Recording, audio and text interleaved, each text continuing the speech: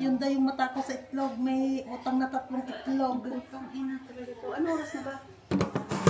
7:40. Yan naman yung ano, Wala sa nawawala sa sarili. Gasa mo na to, Jennifer. Ako na. Kailangan ko na pala umuwi. Tao pa rin.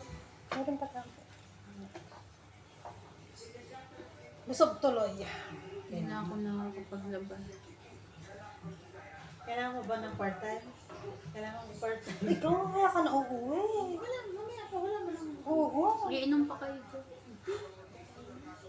Okay, Tama na yan. okay, nandito ka na. Matatawa ko din, may tinutungga yung bulka parang yung kanila. Hindi, gusto ko to. Yung bultura, please yan.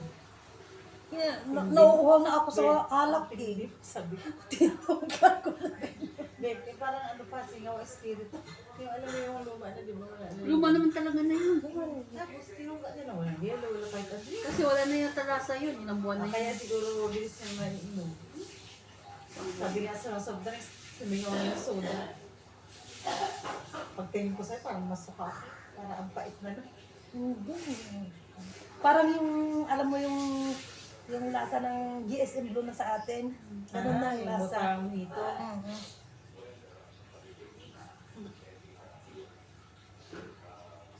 Where are you? Baka nag-hit baba.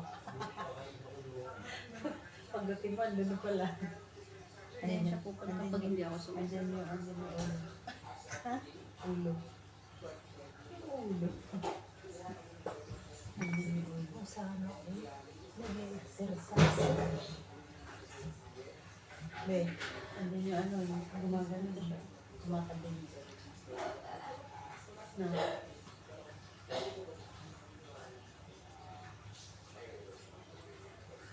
Inom yung bagla. Kaya kaganyan mo, lalo yung ang tataas pa naman ang dugo ng mga lalakas ng dugo. Ito tuloy sa mga kaganyan ang dugo. Ang gaganda naman. Ay, sarap iuwi.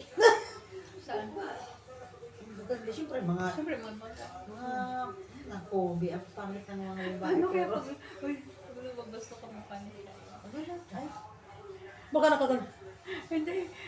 baka pati siya naguluhan din. Hindi niya halap. Kasi Paglian. Aba, hindi.